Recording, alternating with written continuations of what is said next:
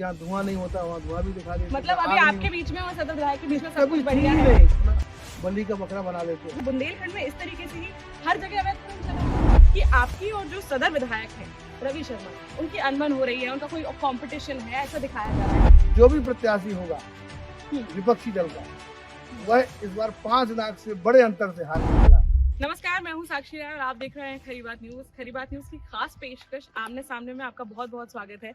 सबसे पहले आपको मैं बताऊं, आमने सामने में आज हमारे साथ जो खास मेहमान हैं वो हैं बबीना विधानसभा, झांसी की बबीना विधानसभा से जो है विधायक राजीव सिंह पारीछा जी, स्नातक विधायक, चुनाव के संयोजक भी हैं। बहुत बहुत स्वागत है आपका खरी बात न्यूज में। धन्यवाद। तो सबसे पहले आप सबके माध्यम से क्षेत्र की जनता को नए साल की शुभकामनाएं देता हूँ। जी, मकर संक्रांति भी कल हम सब लोगों ने बड़े हर्षोल्लास के साथ मनाई है, मैं उसकी भी सबको शुभकामनाएं दूंगा। जी बिल्कुल। जो है अन्य मतलब मुद्दों पर हम काफी मुद्दों पर चर्चा करेंगे, लेकिन मुख्य रूप से जिन मुद्दों पर चर्चा करेंगे वो है स्नातक विधायक चुनाव अभी बिल्कुल सामने है। नामांकन प्रक्रिया जो है चल रही है। आज करीबन आखिरी डेट है और 30 को उसका चुनाव है और 2 को मतगणना है। आपको संयोजक बनाया गया है झांसी प्रयागराज सीट का। आप बताएं कि किस तरीके से जो तैयारी है वो चल रही है भाजपा की। भारतीय जनता पार्टी प्रत्येक चुनाव को पूरी गंभीरता के साथ में लड़ती है। जी, भाजपा के लिए देश में और प्रदेश में कोई भी चुनाव हो, हर चुनाव गंभीर ही होता है, जी, क्योंकि हर चुनाव का अपने अपने क्षेत्र में उसका कोई ना कोई मायने होता है। शिक्षक एमएलसी का चुनाव भी शिक्षा जगत के लिए, शिक्षा क्षेत्र में सुधार के लिए जी, आवश्यक है कि भारतीय जनता पार्टी के प्रतिनिधि इस क्षेत्र में भी चुने जाएं। इसी के लिए पार्टी ने बड़ी गंभीरता के साथ में इस चुनाव को लिया है। पहली बार भारतीय जनता पार्टी इस चुनाव को झांसी इलाहाबाद सीट पर पहली बार लड़ रही है। जी, इसके पहले पार्टी किसी न किसी को सहयोग करती थी, समर्थन करती थी। जी, प्रत्यक्ष रूप से पहली बार भाजपा इस सीट पर लड़ रही है। बाबूलाल तिवारी जी जो इस क्षेत्र के जाने माने नेता भी हैं, शिक्षा जगत से भी वो जुड़े हुए हैं। जी, विद्यार्थी परिषद के माध्यम से भी उन्होंने विद्यार्थियों के बीच में स्नातक क्षेत्र के भी चुनाव लड़े हैं जी, और विद्यार्थियों के बीच में वो काफी लोकप्रिय है। जी, मैं समझता हूँ सबसे बेहतर प्रत्याशी इसमें भारतीय जनता पार्टी ने सीट पर दिया है। बाबूलाल तिवारी जी बहुत ही जाना पहचाना नाम भी है और लोकप्रिय नेता भी। जी, भाजपा ने उनको अपना प्रत्याशी बनाया है और मुझे पूरी उम्मीद है कि भाजपा इस चुनाव को बहुत बड़े अंतर से जीतेगी। जी। क्या किस रणनीति के तहत जो है भाजपाई इस पर काम कर रहे हैं? मतलब बाबूलाल तिवारी जी को टिकट दिया गया है, अब सारे विधायक जो यहाँ के हैं, सांसद जो हैं और इस पूरे क्षेत्र के विधायक सांसद हैं, उनकी रिस्पॉन्सिबिलिटी बनती है और आप तो संयोजक हैं, तो किस तरीके से आपने क्या रणनीति बनाई? भाजपा प्रत्येक चुनाव को गंभीरता के साथ में लड़ती है। इस चुनाव को भी गंभीरता के साथ में लड़ रही है। 5 चुनाव है, 3 स्नातक के हैं, 2 शिक्षक के हैं। जी, झांसी इलाहाबाद सीट पर केवल शिक्षक एमएलसी का चुनाव है। जी, हमारा प्रयास होगा कि हम प्रत्येक मतदाता तक अपना संपर्क स्थापित करें। हर मतदाता इस बार मोदी जी और योगी जी की योजना से जी, कहीं ना कहीं प्रभावित है। अभी तक इस चुनाव को हम लोग नहीं लड़ते थे जी, तो इस क्षेत्र में हमको अनुभव ही नहीं था, लेकिन मुझे लगता है कि इस बार जो मतदाताओं का रुझान है, आम चुनाव में वही रुझान रहा है और बाकी भी जितने चुनाव हो, चाहे लोकसभा का चुनाव हो, चाहे विधानसभा का चुनाव हो, चाहे जिला पंचायत का चुनाव हो, चाहे नगर पालिका नगर निगम का चुनाव हो, जी, हर क्षेत्र में जनता का एक मत है कि नहीं, भाजपा से बेहतर कोई नहीं। जी, तो इसमें भी वही होने वाला इसमें भी वही होने वाला है है। और जो चुनाव की रणनीति है वो बूथ तक हम लोग जाने वाले हैं, विद्यालय तक जाने वाले हैं। विद्यालय के बाद हम जो मतदाता है, अध्यापक, उस तक हम लोग पहुंचने वाले हैं। जी, प्रत्येक भारतीय जनता पार्टी का जो विधायक हो, एमएलसी हो, सांसद हो, मंत्री हो, सबने पूरी क्षमता के साथ में पार्टी को जिताने के लिए काम करना है। जी, हर एक कार्यकर्ता, ये 15 दिन का चुनाव शेष रह गया है, 30 तारीख को वोट पड़ जाएंगे। इन 15 दिन के चुनाव में प्रत्येक कार्यकर्ता प्रत्येक मतदाता तक पहुंचेगा। मतदाता तक पहुंचकर उसको अपने पक्ष में उसका समर्थन, उसका आशीर्वाद हासिल करने का पुरजोर प्रयास करेगा। और हमारा प्रयास ये है कि हम जो भी वोट पड़ेंगे उसमें 60% से अधिक मतदान हमारे पक्ष में हो, उससे अधिक भी, क्योंकि ये तो सब पढ़े लिखे बिल्कुल और समझदार लोगों का चुनाव है जी, तो इसमें तो गलतफहमी और गलती की कोई गुंजाइश ही नहीं है। जी, बिल्कुल। और ये जो शिक्षक है, शिक्षक तो आम चुनाव में भी भाजपा के पक्ष में वातावरण बनाते हैं। वो कहते हैं भाजपा बेहतर पार्टी है। भाजपा के जो कार्यकर्ता होते हैं, भाजपा के जो प्रत्याशी होते हैं, सब दलों की तुलना में बेहतर होते हैं। काम भी बहुत सहजता के साथ में करते हैं। जनता के साथ में इनका संवाद और संपर्क बेहतरीन होता है। इसलिए लगातार हम लोग चुनाव भी जीत रहे हैं। मुझे उम्मीद है कि इस जो हमारा पूर्व का अनुभव है, बाकी चुनाव जीतने का जो हमारा अनुभव है, उसके आधार पर ये चुनाव भी बड़े अंतर के साथ में हम लोग जीतेंगे। विधायक जी, जो अन्य प्रत्याशी हैं, अन्य दलों के जो प्रत्याशी हैं और निर्दलीय भी लड़ रहे हैं, तो उनका ये कहना है कि पुरानी पेंशन स्कीम जो है उसके चक्कर में इतने समय से शिक्षक परेशान हुए हैं। उनने सरकार से लगातार जो है अपील की है उसके लिए कि पुरानी पेंशन स्कीम को जो है वो है लागू किया जाए, और काफी जगहों पर काफी प्रदेशों में हुआ भी है, लेकिन उत्तर प्रदेश में ये नहीं हुआ है। क्या आपको लगता है कि उसका जो है इम्पैक्ट इस चुनाव पर पड़ सकता है भाजपा को? भारतीय जनता पार्टी केवल घोषणाएं नहीं करती, भाजपा जो कहती है वो करती है। जी। अभी जिन राज्यों में घोषणाएं हुई हैं वो केवल घोषणाएं हैं, जमीन पर कहीं नहीं उतरी। जी। भाजपा जो कहेगी वो करेगी, ये पूरी देश की और प्रदेश की जनता जानती है। योगी जी और मोदी जी के बारे में सबको विश्वास है कि ये जो कह देंगे वो पत्थर की लकीर है, फिर वो चीज वो कोई हटने वाली बदलने वाली नहीं है। ओल्ड पेंशन जो स्कीम है, ओपीएस है, उसके बारे में हम लोग विचार कर रहे हैं और लोगों की मांग है। लेकिन ये मेरा प्रश्न है कि जब ये उत्तर प्रदेश में ओल्ड पेंशन स्कीम को समाप्त किया गया, उस समय किसकी सरकार थी? उस समय समाजवादी पार्टी की सरकार थी। उस समय मुलायम सिंह जी की सरकार थी। उन्होंने इसको खत्म किया है, तो जवाब उनको देना है, ना कि हमको देना है। लेकिन हाँ, हम प्रयास करेंगे, हमारी बात भी हुई है, और जो बेहतर से बेहतर हो सकता है उसके लिए हम लोग लगातार काम करते हैं। जनता से जुड़े प्रत्येक मुद्दे को हम लोग एड्रेस करते हैं, उसको समाप्त। क्या कोई उम्मीद है कि अभी जो 15 दिन का चुनाव बचा है उसमें ऐसी कोई घोषणा भी हो सकती है? हम लोग घोषणाएं नहीं करते ना, हम आपसे पहले भी कहा, बिल्कुल हम लोग घोषणाओं के आधार पर चुनाव नहीं लड़ते, हम हकीकत के आधार पर चुनाव लड़ते हैं।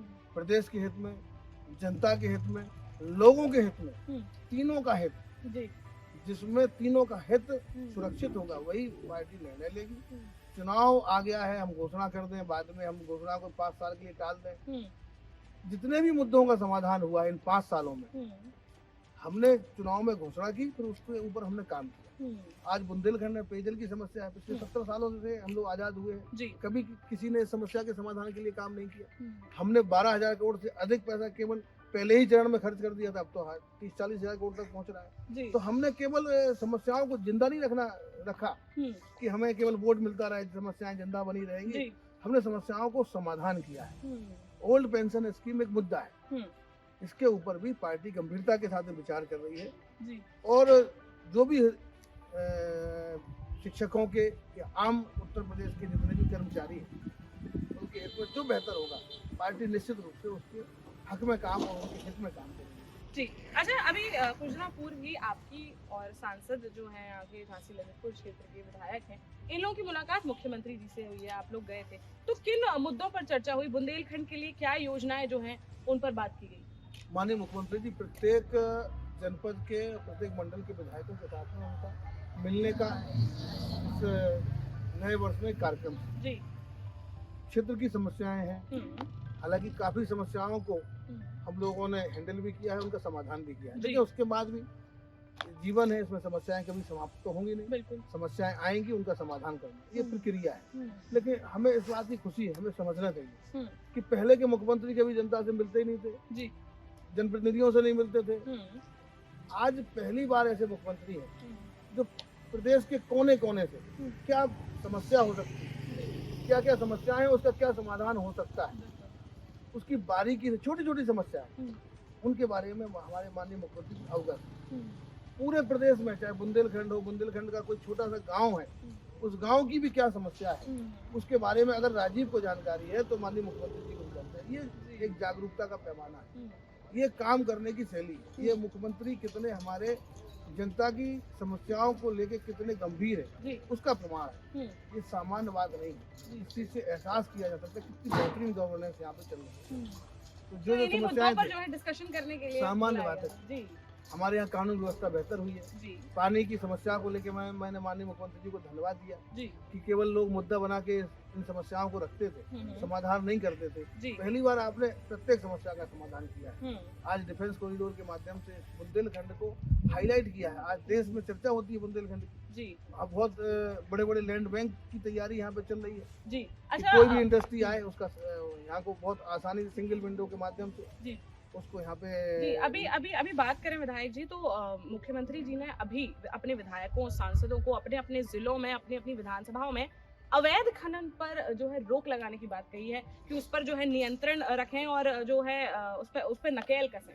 तो उसके बारे में आपका क्या कहना है? मुख्यमंत्री जी, कोई भी समस्या हो, कोई भी ऐसी गतिविधि जिसको हम लोग अवैध कहते हैं जी उस पर पूरा नियंत्रण रखते हैं। और हम लोग सरकार का हिस्सा है, विधायक हो, सांसद हो, जितने भी जनप्रतिनिधि हैं सरकार का हिस्सा है जी। और सरकार का हिस्सा होने के नाते हम लोगों की जिम्मेवारी है कोई भी अवैध काम हम प्रदेश में होते हो या कोई करने की चेष्टा कर रहा हो या करने में वो कहीं ना कहीं उसके मन में है कि हम ऐसा कर ले, तो उसमें हम लोगों का सहयोग रहता ही है। और मुख्यमंत्री जी की अपेक्षा है, हम लोगों से अपेक्षा होनी ही चाहिए। और उन्होंने कहीं ऐसा कहा है तो ये सही एक रास्ते पे हम लोग जा रहे हैं कि अगर हम लोगों का भी अगर ज्यादा इस चीज में दखल होगा तो ये चीजें बहुत सामान्य तरीके से रुक जाएंगी। बिल्कुल। तो अभी जब ऐसी चीजें आती हैं तो जब हम लोग चूंकि डायरेक्ट जुड़े हुए हैं जनता से, जो भी समस्या होती जल्दी हम लोगों के पास आ जाती है। विधायक हो, सांसद हो, MLC हो या और भी ब्लॉक प्रमुख हो, जिला पंचायत सदस्य हो, कोई भी समस्या जब होती है चाहे कोई भी अवैध काम हो तो सबसे पहले हम लोगों को जानकारी आ जाती है।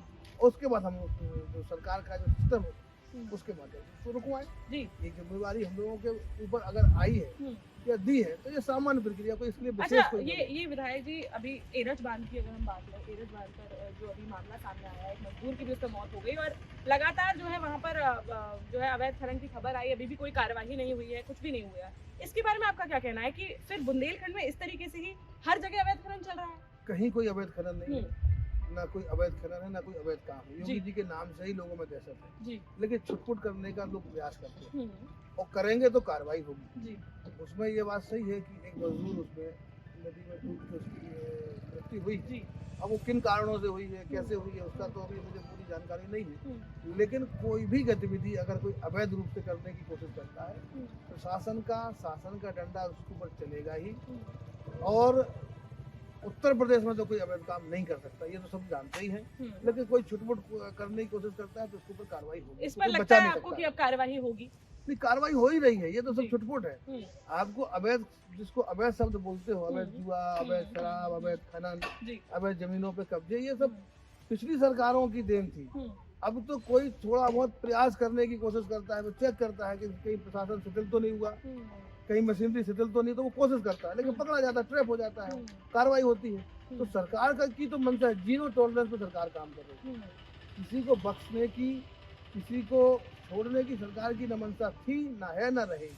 ठीक है विधायक जी, एक और मुख्य मुद्दे के बारे में चर्चा करके फिर इस इंटरव्यू को खत्म करना चाहूंगी।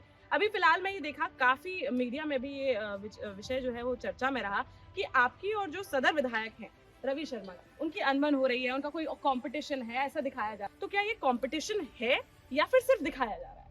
नहीं, आपको कब ऐसा लगा कंपटीशन? हम लोग एक पार्टी के लोग हैं जी, एक दल के लोग हैं जी, एक साथ भाजपा को मजबूत करने के लिए हम लोग काम करते हैं। बिल्कुल। दिन रात जनता की सेवा वो भी करते हैं, हम भी करते हैं जी। कि आपको कहीं ऐसा कोई प्रमाण है आपके पास? जी, मीडिया में इतनी बात उछली, उसके बाद कहीं कोई प्रमाण मुख्यमंत्री जी ने भी आपको मीडिया है, देखो मीडिया स्वतंत्र है। जी बिल्कुल। मीडिया से हम लोग कुछ नहीं बोलते हैं, मीडिया स्वतंत्र है, अपने कयास लगाती है, जहाँ धुआं नहीं होता वहाँ धुआं भी दिखा देती है। मतलब अभी आपके बीच में और सदर विधायक के बीच में सब कुछ बढ़िया है? नहीं, कभी थी ही नहीं। ये तो आप लोगों को अपना चैनल चलाना होता है, न्यूज को थोड़ा सा ट्विस्ट देना होता है, तो आप किसी ना किसी को आप लोग अपना बलि का बकरा बना लेते हो। नहीं, हमने तो चलाया ही नहीं। जिसने भी चलाया, प्रदेश अध्यक्ष जी अच्छा आए थे भूपेंद्र सिंह जी, उन्होंने भी इस बारे में कहा था। नहीं, हम लोगों से कुछ भी नहीं कहा, ना कोई बात है।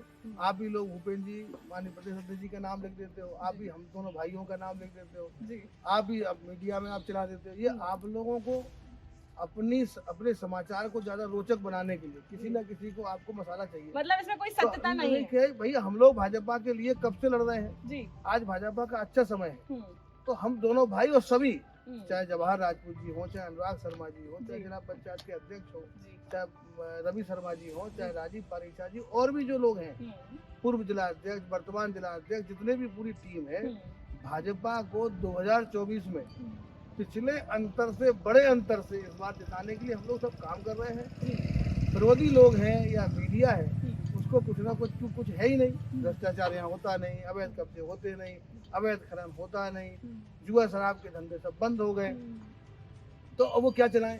तो उनको चाहिए। झांसी में तो कोई खबर है नहीं, जब खबर है नहीं है तो खबरें आपको बनानी है। हम सब लोग एक हैं और विरोधियों के लिए चट्टान की तरह हम लोग खड़े हैं और मजबूती के साथ में हम लोग 2024 जीतेंगे। फिर एक बार नरेंद्र मोदी जी को, योगी जी के नेतृत्व में उत्तर प्रदेश से ऐतिहासिक सीटें हम लोग देने वाले हैं। इस बार हम लोगों का लक्ष्य 80 सीटों का है। अच्छा, और 80 सीटें हमको जीतना है। तो इधर उधर हम लोगों को नहीं देखना, आपकी बातों में हम लोगों को नहीं आना है। हम सबका एक ही उद्देश्य है, इस बार झांसी ललितपुर लोकसभा 5 लाख से अधिक अंतर के साथ में हम लोग जीतेंगे। मैं आपको इस बात को नोट कर लें, जो भी प्रत्याशी होगा विपक्षी दल का, वह इस बार 5 लाख से बड़े अंतर से हारने वाला है। ये इस बात को आप रिकॉर्ड करिएगा और इस बात को चलाइएगा। इसके लिए हम चारों विधायक, सहयोगी दल की जो विधायक हमारी रश्मि हार, वो हम सब लोग एक साथ जुटे हुए हैं और इस बार भाजपा यहाँ रिकॉर्ड कायम करने जा रही है। और ये रिकॉर्ड ऐसा रिकॉर्ड बनेगा लोकसभा चुनाव का, जो पिछले आगे 50 साल तक कोई तोड़ नहीं पाएगा। ये इस चीज को आप चलाइएगा। बिल्कुल। दर्शकों को और जो हमारे मतदाता हैं, इनसे क्या अपील करना चाहेंगे? स्नातक चुनाव बिल्कुल सामने है। मैं प्रत्येक मतदाता से निवेदन करता हूँ कि भारतीय जनता पार्टी इस बार इस चुनाव को लड़ रही है, बड़ी प्रतिष्ठा के साथ में लड़ रही है। आपकी हर समस्या के समाधान के लिए भारतीय जनता पार्टी हमेशा खड़ी रही है। आपकी समस्या के साथ में हमेशा संघर्ष भी भाजपा ने किया है। आज भारतीय जनता पार्टी की सरकार है तो आपकी हर समस्या का समाधान होगा। कोई सरकारें जो इतिहास में आप उनको सबको देख लें, आपकी समस्याओं को बढ़ाने में उनका सहयोग रहा है, समस्या को घटाने में कोई सहयोग नहीं रहा। समस्या का समाधान अगर कहीं है तो केवल भारतीय जनता पार्टी के साथ में है, भारतीय जनता पार्टी के पास में है। आप भारतीय जनता पार्टी से जुड़ें, भाजपा को अपना आशीर्वाद और सहयोग दें, आपकी प्रत्येक समस्या का समाधान होगा। भाजपा के प्रत्याशी बाबूलाल जी तिवारी को अपना आशीर्वाद दें और बहुमूल्य जो आपका मत है उसके साथ में उनको आशीर्वाद दें और भाजपा को जिताएं।